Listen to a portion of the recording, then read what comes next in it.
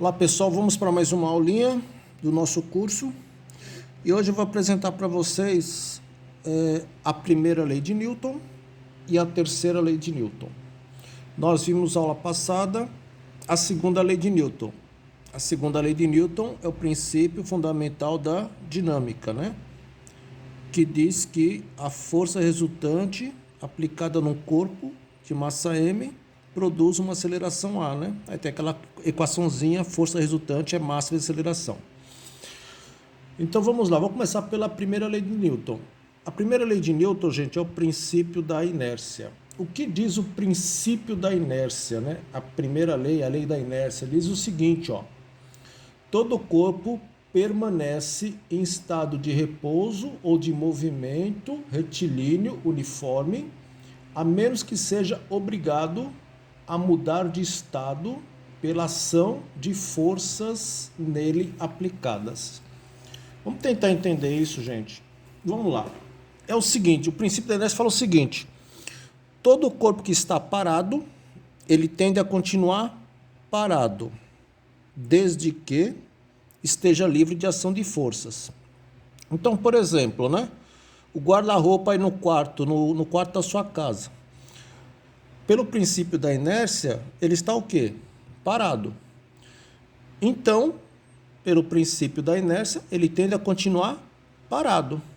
Desde que você não chega lá e empurre ele. Ele só vai sair do lugar se você empurrar. A mesma coisa, né? Um livro em cima da mesa. O livro está em cima da mesa. Pelo princípio da inércia, o que para falar o princípio da inércia? Todo corpo que está parado tende a continuar o quê? Parado. Desde que ninguém chegue ali e puxe ou empurre o livro.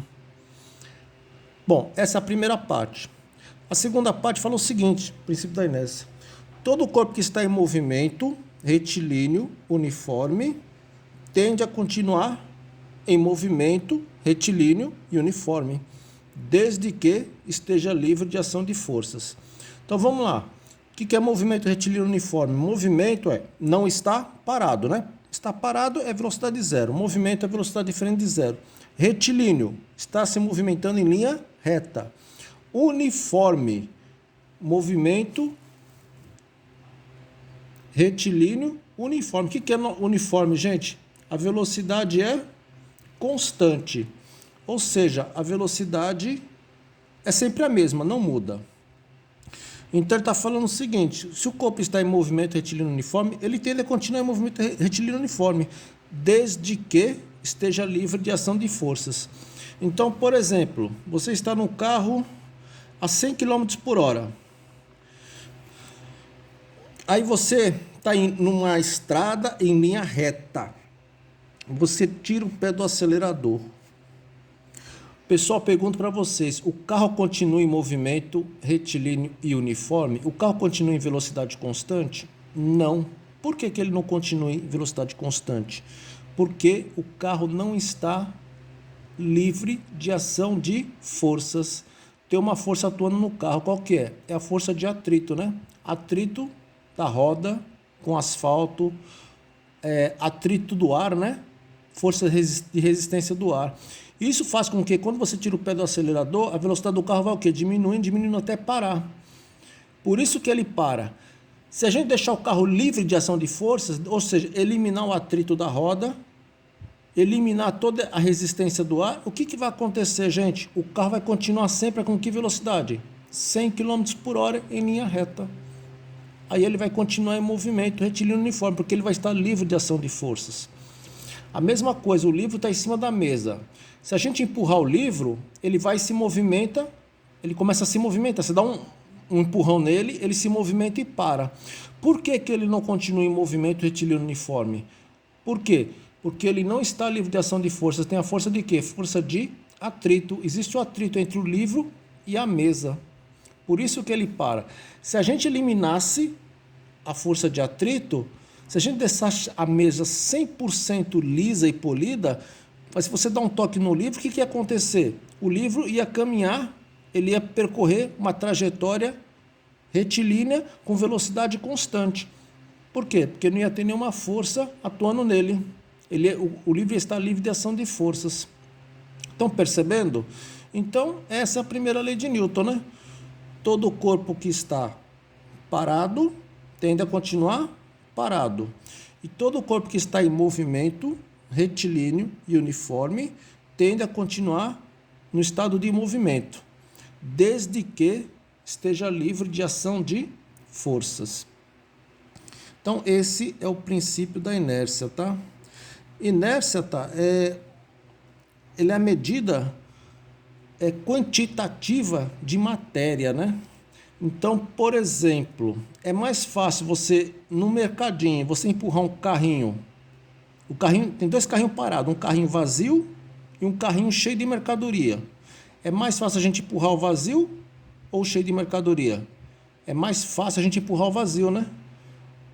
Por quê? Porque a inércia é menor, ele tem menos massa, né? Aí fica mais fácil a gente empurrar o carrinho vazio. Para você empurrar o carrinho cheio, você vai encontrar uma resistência maior. Por quê? Porque a inércia é maior, né? Ele tem mais massa. A mesma coisa, né? É mais fácil você parar um Fusquinha ou parar um ônibus. É mais fácil a gente parar o Fusquinha. Por quê? Porque a massa do Fusquinha, a inércia é menor. O ônibus já tem uma massa muito maior, então fica muito mais difícil da gente parar. Então, inércia está relacionado com a massa do corpo. Inércia exprime o quê? A resistência à mudança de estado, do seu estado, né? Ou de repouso ou de movimento. Tudo bem, gente? Bom, o princípio da inércia, por enquanto, é isso. Vou falar também sobre uma outra lei, é a terceira lei de Newton. É o princípio da ação e reação. Vamos ver como é que está aqui. Deixa eu ver como é que está no livro de vocês. Princípio da ação e reação. Está escrito assim aqui no livro de vocês. Toda ação, né? Toda força de ação que surgir num corpo como resultado da interação com outro corpo faz surgir nesse corpo uma força chamada de reação, cuja intensidade e direção são as mesmas da ação, mas de sentidos opostos. Ah, professor, não entendi nada.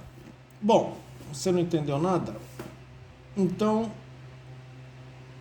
vamos analisar esse exemplo aqui, ó. Você vai dar um chute na bola. Então, é pé e bola. Então, vou desenhar aqui o pé e vou desenhar aqui a bola. Quando você chuta a bola, existe uma interação aqui de forças. Quais são as forças? Uma força que o pé exerce na bola. Então, vou chamar aqui, ó, F, P, B. A força que o pé exerce na bola. O que fala a terceira lei de Newton? Fala o seguinte: a toda ação temos uma reação. Então, se o pé exerce uma força na bola, o que acontece? A bola vai exercer uma força no pé. Essa força tem a mesma intensidade. Se você der um chutinho, vamos ter um chutinho. Mesma intensidade, mesma direção. A direção aqui é horizontal, gente. Então, a direção aqui vai ser horizontal. E sentidos contrários. Então, a força que a bola exerce no pé é para a esquerda. E a força que o pé exerce na bola é para a direita. Essa aqui é a terceira lei de Newton. A toda ação temos uma reação de mesma intensidade, mesma direção e sentidos opostos. Ah, professor, e se eu der um chute para cima? Então vamos lá, ó. Se você pegar, dar um chutão para cima, o que nós vamos ter aqui? Vou desenhar aqui. Vou desenhar a bola e vou desenhar o pé. Vamos lá, o que está acontecendo aqui? Existe aqui uma interação entre forças, pé e bola. Então aqui, ó, existe uma força que o pé exerce na bola. Então essa é a ação. A toda ação temos uma reação. Se o pé está exercendo uma força na bola, a bola está exercendo uma força no pé. Então existe a força que a bola exerce no pé. A toda ação temos uma reação de mesma intensidade, mesmo valor. Se for um chutinho, é um chutinho. Se for um chutão, é um chutão. Pé e bola.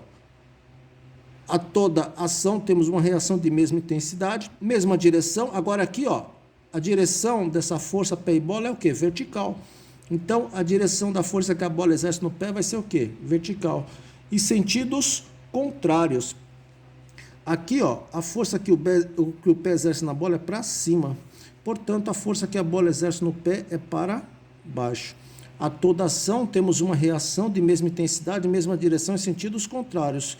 A mesma coisa aqui, ó. A toda ação temos uma reação de mesma intensidade, mesma direção, nesse caso aqui horizontal, em sentidos contrários. Aqui é para a esquerda, a força que a bola exerce no pé, e a força que o pé exerce na bola é para a direita. Tá bom, gente? Se nós tivermos um barco, por exemplo, um barco tem uma hélice, não tem?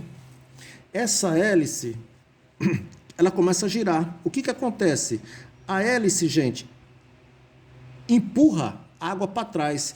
Então, existe a força que a hélice exerce aonde? Na água, né? A toda ação temos uma reação. A hélice aplica uma força na água, ela empurra a água para trás. Se ela empurra a água para trás, o que vai acontecer? A água vai empurrar a hélice para a frente. A toda ação temos uma reação de mesma intensidade, mesma direção e sentidos opostos. Se a hélice empurra a água para trás, a água vai empurrar a hélice para frente. Como a hélice está acoplada no barco, o barco começa a andar, né, gente? Você liga lá o motorzinho e o barco se movimenta. Tudo bem, gente? Isso é a terceira lei de Newton. Então, só para a gente ilustrar, fazer um comentário aqui. Por exemplo, né? Sobre as estatísticas indicam que o uso do cinto de segurança deve ser obrigatório, né, para prevenir lesões mais graves em motoristas e passageiros, no caso de acidente.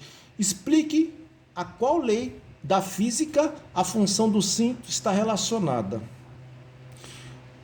Qual lei da física, gente? Vamos lá. Em caso de acidente, os ocupantes de um carro que estiverem sem cinto de segurança são tirados para frente.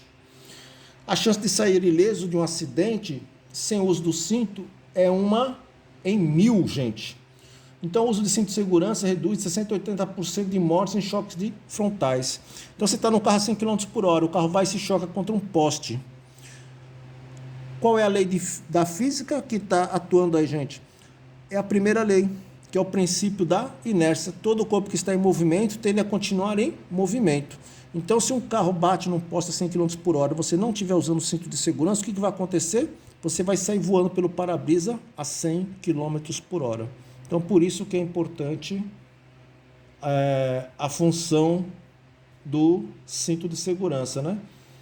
Ela está relacionada com a primeira lei de Newton, princípio da inércia. Um outro probleminha, gente, a pergunta é a seguinte, né? O número de forças no universo é par ou ímpar, gente? No universo nós temos o quê? Bilhões, trilhões, bilhões de trilhões de forças atuando. Mas esse número de forças total é par ou é ímpar?